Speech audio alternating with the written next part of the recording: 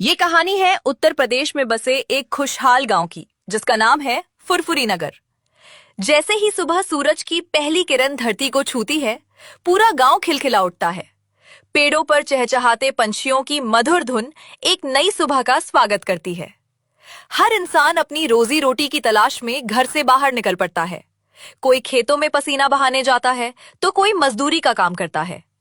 कोई अपनी गायों को खेत में चराने ले जाता है, तो कोई गांव के मोड़ पर अपनी छोटी सी दुकान खोलकर एक नए दिन की शुरुआत करता है। गांव के लोग खाने के बड़े शौकीन हैं। गांव के सभी लोग बहुत खुश थे, क्योंकि उनकी फसलें बहुत अच्छी हुई थी। गांव के लोग अपनी लहलहाती फसलों को देखकर मुस्कुराते थे। हर साल से इस बार उनकी फसलें काफी अच्छी हुई थी। उसी गांव में रघुनाथ नाम का एक व्यक्ति रहता था, जो दिल का बहुत साफ था और अपने काम को बड़ी ईमानदारी और लगन से करता था। फिलहाल उसके पास कोई काम नहीं था और पैसों की भी बहुत कमी थी। वो पैसे बचा बचा कर केवल एक वक्त का खाना खाता था। गांव में उसके पास थोड़ी सी जमीन थी और वो वहीं दिन भर मेहनत करता था। गांव के सेठ ने उसे रहने के लिए एक छोटा सा घर दिया था और वो वहीं रहता था। सेठ ने उसे घर तो दे दिया था, लेकिन उसके पास कोई ऐसा काम नहीं था जिससे वो अच्छे पैसे कमा सके।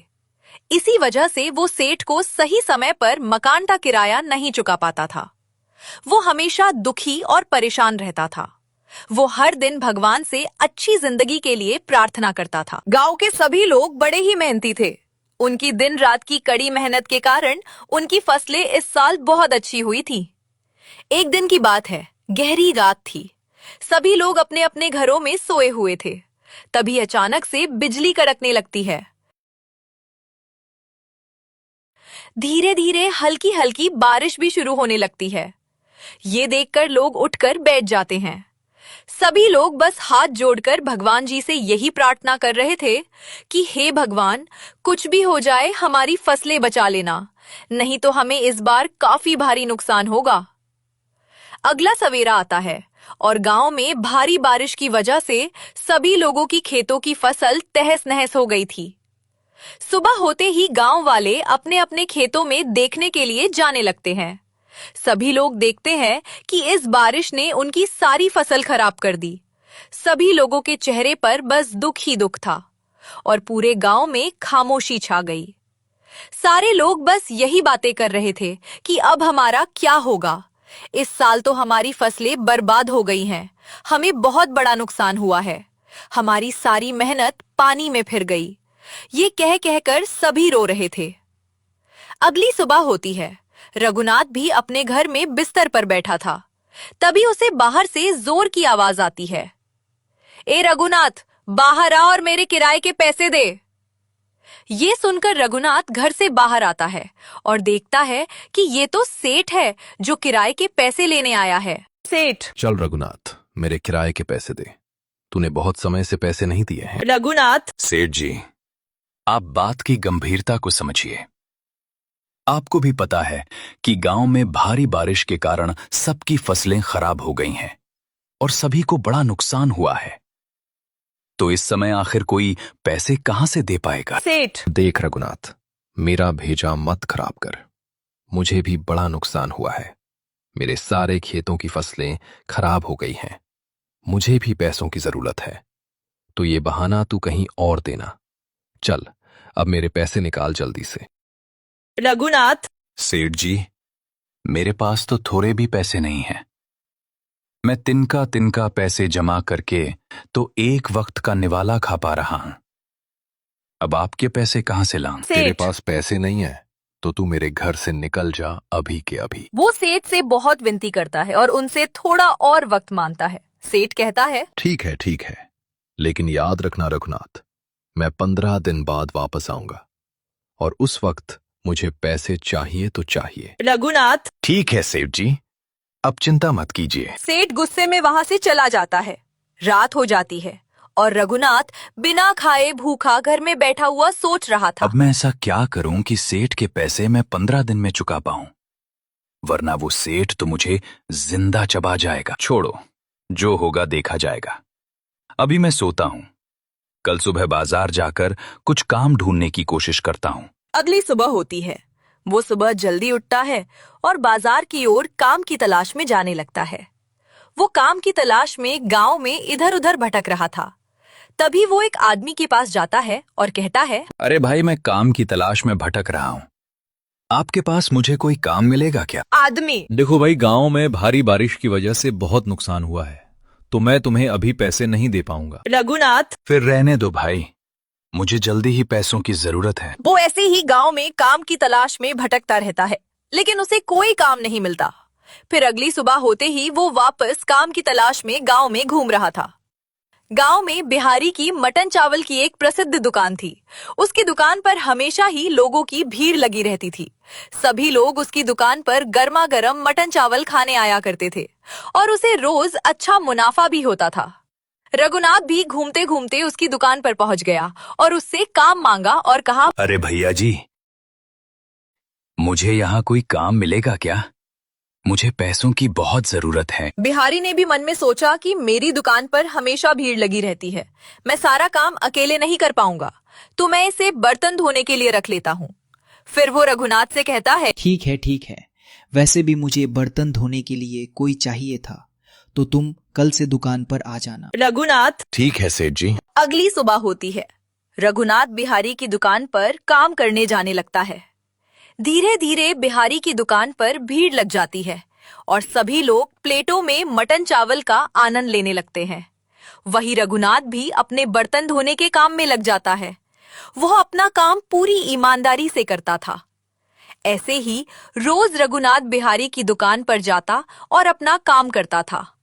लेकिन एक दिन की बात है, वह अपना बर्तन धोने का काम कर ही रहा था कि तभी उससे गलती से कुछ प्लेटें टूट गईं। ये देखकर बिहारी उससे भड़कते हुए कहता है, बिहारी, वाह बेटे, मौज कर दी। एक ही तो काम दिया है तुझे मैंने, वो काम भी तुझसे ढंग से नहीं हो रहा है। एक तो वैसे ही मेरे दिन खराब चल रहे हैं, लोगों की भीड़ कम होती जा रही है, और यहाँ तू मेरी प्लेटें तोड़कर नुकसान करा रहा है। तभी रघुनाथ ने कहा, अरे सेठ जी, मुझे माफ कर दीजिए, मैं अब से दोबारा ऐसी गलती नहीं करूंगा। रघुनाथ ने बहुत माफी मांगी, लेकिन बिहारी ने उसे दुकान से निकाल दिया। वो मायूस मन से घर जाने लगा। ऐसे ही दिन बीत जाते हैं। एक दिन जब रघुनाथ गांव में ऐसे ही भटक रहा था, तभी उसे एक आदमी भागता हुआ दिखता है। रघुनाथ उसके पास जाता है और पूछता है, क्या हुआ भाई, कौन सी दिक्कत आ गई जो तुम ऐसे भाग रहे हो? आदमी, अरे भाई, तुम्हें पता नहीं क्या, गांव के पुराने किले के पास आजकल लोग रोज जुआ खेल रहे हैं, और कुछ दिनों से मेरी किस्मत बहुत अच्छी चल रही है। रोज मेरी ही जीत हो रही है। तुम क्या करोगे घर बैठ के? तुम भी चलो, क्या पता कब किसकी नसीब पलट जाए और तुम भी मालामाल हो जाओ। रघुनाथ, नहीं भाई, मेरे पास ज्यादा पैसे नहीं हैं, और मेरी किस्मत का क्या ही कहना, बहुत ही खराब है। आदमी, ठीक है भाई, तुम्हारी मर्जी, मैं तो चला अमीर बनने, आज भी बहुत पैसे जीतना है। ये कहकर वो आदमी वहाँ से चला जाता है और रघुनाथ भी अपने घर आ जाता है। कुछ दिन बीत जाते हैं और अब सिर्फ उसके पास एक ही दिन बचा था पैसे लौटाने के लिए। उसको बहुत डर था कि अब क्या होगा। यही सोचते सोचते वो कहता है, अब मेरे पास सिर्फ एक ही रास्ता बचा है। मैंने जो भी पैसे बिहारी के यहाँ बर्तन धोकर कमाए थे, अब उससे ही अपनी किस्मत देखता हूँ, क्या पता जीत जाऊं। रघुनाथ भी लालच में आ जाता है। अगले दिन रघुनाथ वही रास्ते से जा रहा था कि तभी उसे वो आदमी वापस मिल जाता है। आदमी, क्या भाई, आज तुम भी इस तरफ जा रहे हो? रघुनाथ, मुझे पैसों की कमी तो बहुत है, ऊपर से ये बारिश, न कोई काम मिलता है। आज मैं भी देख ही लेता हूँ मेरी किस्मत में क्या है। वो दोनों गांव के पुराने किले की ओर जाने लगते हैं और वहां पहुंचकर जुआ खेलने बैठ जाते हैं। पहली ही बार में रघुनाथ कुछ पैसे जीत जाता है और वापस से और पैसे लगाकर खेलने बैठ जाता है। ऐसे ही खेलते खेलते वो अपने सारे पैसे हार जाता है। कुछ समय बाद वहां पुलिस की गाड़ी की आवाज आती है। जल्दी भागो यहाँ से। सभी लोग डर कर भाग जाते हैं। रघुनाथ भी उदास होकर अपने बिस्तर पर बैठा था और रोते हुए कहता है, ये मैंने क्या कर दिया? मेरे पास जो कुछ पैसे बचे थे, मैंने जुए में वो भी हार दिए। अब कल सेठ को मैं क्या जवाब दूंगा? और आखिरकार 15 दिन पूरे हो जाते हैं। तभी सेठ उसके घर आकर उसे बाहर बुलाता है और कहता है, चल रघुनाथ, अब बाहर आ और मेरे पैसे दे। अब तो 15 दिन भी हो गए। रघुनाथ घर से बाहर आता है और कहता है, अरे सेठ जी, मुझे माफ कर दीजिए, मैं पैसे नहीं जमा कर पाया। मुझे बस और कुछ दिन का समय दे दीजिए, मैं आपके सारे पैसे चुका दूंगा। सेठ, ना मुन्ना ना, ऐसा अब नहीं चलेगा। बार बार मैं तुझे नहीं छोड़ सकता। चल अब मेरे घर से निकल जा। सेठ उसे घर से बाहर निकाल देता है। रघुनाथ ने वो रात जंगल में बिना खाए पिए बिताई। कुछ दिन बीत जाते हैं और रघुनाथ अब जंगल से लकड़ी काटकर बेचने का काम शुरू कर देता है। वो रोज सुबह से शाम तक लकड़ी काटता था। फिर शाम होते ही वो लकड़ी लेकर एक दूसरे लकड़ी के सेठ के पास जाकर बेच आता था। सेठ उसे थोड़े बहुत पैसे दे देता था, जिससे कि वो एक समय का खाना खा पाता था। उस लकड़ी के सेठ के यहाँ एक ईमानदार आदमी काम करता था। वो सेठ से कहता है, अरे सेठ जी, ये रघुनाथ तो बहुत मेहनत करता है और इतनी सारी लकड़ियां बेचता है, फिर इसे आप इतने कम पैसे क्यों देते हो? लकड़ी का सेठ, अरे इसे खुद नहीं पता है कि इसे कितने पैसे लेने हैं तो मुझे क्या। मैं तो बस हर जगह से अपना फायदा ही देखता हूं। मेरे तो और भी पैसे बच रहे हैं। रघुनाथ भी अपनी जिंदगी से हार मान चुका था। वो अब कोई नया काम भी नहीं ढूंढता था। वो बस लकड़ी काटता और जाकर सेठ को बेच आता और उसे जो पैसे मिलते उससे कुछ खा लेता था। तभी एक दिन वो सुबह सुबह लकड़ी काटने के लिए जंगल के दूसरी ओर जा रहा था। तभी उसे एक बाबा दिखाई देते हैं। वो रघुनाथ के पास आते हैं और उससे कहते हैं, बेटा, मुझे बहुत ज्यादा भूख लगी है, तुम मेरी कुछ मदद कर सकते हो? अरे बाबा जी, मैं तो इसी जंगल में रहता हूं। पैसे न होने की वजह से मुझे मेरे मकान मालिक सेठ ने घर से निकाल दिया। मैं यहीं जंगल में लकड़ी काटकर बेचने का काम करता हूं। उसी से कुछ पैसे मिलते हैं तो एक वक्त का खाना खा पाता हूं। अभी मेरे पास सिर्फ 20 रुपए हैं, ये आप रख लीजिए। गांव में बाजार है, वहां जाकर आप कुछ खा लीजिए। बाबा ने मन में सोचा, ये बेचारा खुद बेसहारा है। इसके पास जो थोड़े बहुत पैसे थे वो भी ये मुझे देकर मेरी मदद कर रहा है। लेकिन बाबा को रघुनाथ के बारे में सब कुछ पता था। उन्हें ये भी मालूम था कि रघुनाथ ने पैसों के लालच में जुआ खेलना शुरू किया था। इसलिए बाबा उसकी मदद करने से पहले उसकी परीक्षा लेना चाहते थे। बाबा भी अपने 20 रुपए लेकर वहां से चले गए। अगले दिन रघुनाथ जंगल में लकड़ियां काट रहा था। तभी अचानक उसकी नजर जमीन पर पड़ी एक सोने की अंगूठी पर जाती है। रघुनाथ उस अंगूठी को उठाता है और उसे देखकर बहुत खुश हो जाता है। वो मन ही मन सोचता है कि शायद आज उसकी किस्मत बदलने वाली है। इसके बाद वो सेठ के वहां जाने के लिए जंगल के रास्ते से निकल पड़ता है। तभी रास्ते में उसे एक औरत दिखाई देती है जो फूट फूट कर रो रही थी। ये देखकर रघुनाथ उसके पास जाता है और कहता है, क्या हुआ बहन, तुम बहुत परेशान हो, क्या हुआ? औरत, क्या बताऊं भैया, मेरी सोने की अंगूठी इस जंगल में खो गई है। मैंने बहुत ढूंढा लेकिन पता नहीं, मिल ही नहीं रही है। मुझे मेरे पति ने उपहार में दी थी। रघुनाथ अपनी जेब से अंगूठी निकालता है और पूछता है, कहीं यही तो नहीं? औरत, अरे भैया, यही है। ये अंगूठी आपको कहाँ से मिल गई? रघुनाथ, मैं यहीं पास ही में लकड़ी काट रहा था, वहीं ये पड़ी हुई मिली। जैसे ही रघुनाथ अंगूठी उस महिला को सौंपता है, वो औरत गायब हो जाती है और बाबा जी अपने असली रूप में प्रकट हो जाते हैं। बाबा प्रसन्न होकर कहते हैं, अरे बेटा, अब तुम्हारा दुख खत्म होने का समय आ गया है। तुमने बहुत सारे कष्ट झेले हैं, बस अब और नहीं। मैं तुम्हें एक रहस्यमयी झरने के बारे में बताता हूं। जंगल में एक पहाड़ है, वहां एक सुंदर सा झरना है। उस झरने के पीछे एक बड़ा राज छुपा हुआ है जो किसी को नहीं पता।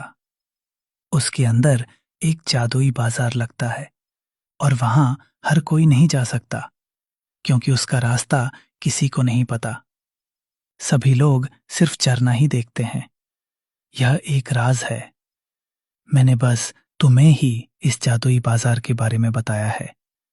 उस बाजार में सभी चीजें मिलती हैं। तुम जो चाहो वहां से ले सकते हो और उसे बेचकर अपना धंधा शुरू कर सकते हो। उसकी मदद से तुम पैसे कमा पाओगे और अपनी गरीबी दूर कर पाओगे। रात हो जाती है। रघुनाथ पेड़ के नीचे बैठकर सोच रहा था, क्या सच में ऐसी कोई जगह होगी जहां सब कुछ मिले और मेरी गरीबी दूर हो सके। वो बहुत उत्सुक था, लेकिन रात गहरी थी तो वो वहीं सो जाता है। अगली सुबह होती है और रघुनाथ भी उस जादुई बाजार की ओर जाने लगता है। वो वहां पहुंच जाता है और सामने एक सुंदर सा झरना देखता है। वो झरने के अंदर पानी को पार करके जाता है और वहां पहुंचकर जो देखता है उसे अपनी आंखों पर विश्वास ही नहीं होता। वहां सभी चीजें पड़ी थी जिससे इंसान अपना काम कर सके। तभी उसने सोचा, यहाँ तो कपड़े भी पड़े हैं, सब्जियां भी पड़ी हैं, ठेला भी पड़ा है, और यहाँ तो चिकन, बढ़िया देसी मटन, चावल और खाने की ढेर सारी चीजें पड़ी हैं। मैं यहां से क्या क्या लेकर जाऊं? तभी उसे एक बेहतरीन विचार आया। मैं एक काम करता हूं, मैं एक जोड़ी साफ कपड़े ले लेता हूं, और सब्जी का मैं क्या ही करूंगा, मुझे उसे बेचने में ज्यादा मुनाफा भी नहीं होगा। मुझे स्वादिष्ट मटन और चावल बनाना बहुत अच्छे से आता है, तो मैं यहां से ताजा देसी मटन, बासमती चावल, खड़े मसाले और ये लकड़ी का ठेला ले लेता हूं। कल से गांव में अपना ठेला लगाऊंगा और एकदम सस्ते दाम में बेहतरीन देसी मटन चावल बेचूंगा। फिर वो अपनी जरूरत के हिसाब से सारा सामान लेकर जादुई बाजार के बाहर आ जाता है। अगली सुबह होती है। रघुनाथ बड़े ही चाव से चूल्हे पर खुशबूदार देसी मटन और गर्मा गर्म चावल बनाता है और गांव के बीच में अपना ठेला लगा देता है। वो अपने ठेले का नाम रखता है जादुई देसी मटन चावल वाला और जोर जोर से लोगों को चिल्लाकर बुलाता है और कहता है, गर्मा गर्म देसी मटन और चावल का स्वाद है कमाल। सिर्फ 50 रुपए की प्लेट में देसी मटन चावल सबसे बेमिसाल। जो एक बार चख ले वो बार बार आएगा। मेरा ठेला छोड़कर कहीं और न जाएगा। गांव वाले ये देखकर सोच में पड़ जाते हैं कि रघुनाथ के पास इतने पैसे कैसे आए और ये इतना सस्ता मटन चावल कैसे बेच रहा है।